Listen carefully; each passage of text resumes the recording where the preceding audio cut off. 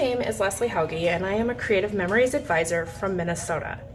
Coming to you today to teach you some tips and tricks and techniques that I used on this layout. The first technique I want to show you is hidden journaling. Hidden journaling is a great way to add journaling to your layout by slipping it behind a photo, an embellishment, or something similar. Now, one reason you might want to use, there's lots of reasons you might want to use hidden journaling. In this situation, I used hidden journaling because this is a story about this particular photo. So it might be something where the journaling only pertains to one photo on your layout, or it could be that you simply don't have room on your layout to journal because you've used too many photos. It could also be that maybe the journaling that you want to add is sensitive material, so you don't want to write it directly on your layout. So that is one tip that I used.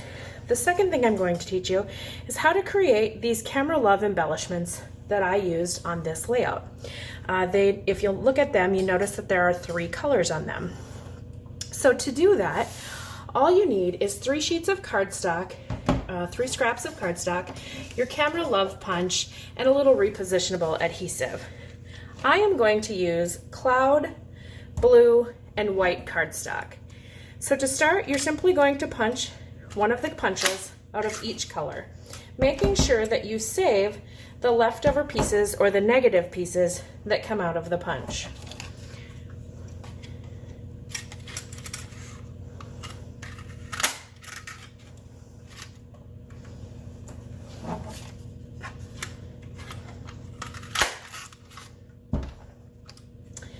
Your next step is to take a little piece of paper, a little piece of scrap paper that you can put behind your open center, the circle piece on the center of your punch.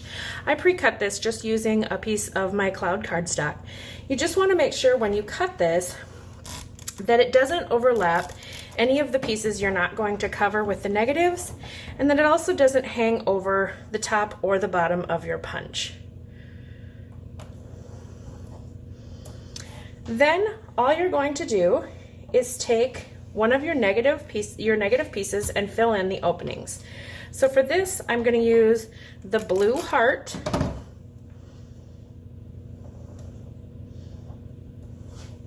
and then I'm going to use the white curved pieces.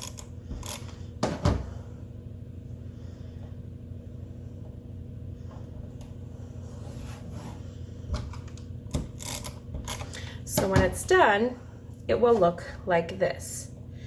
Now, if you're creating right on your layout, you don't need to use the little piece of paper on the back. The reason you would want to add that is if you want to use a foam square to pop it up off of your page. You now have something solid to adhere it to, and the little pieces aren't going to fall through. I hope that you are enjoying the Worldwide Virtual Crop on this National Scrapbook Day weekend, and I can't wait to see what you create next. Happy scrapping!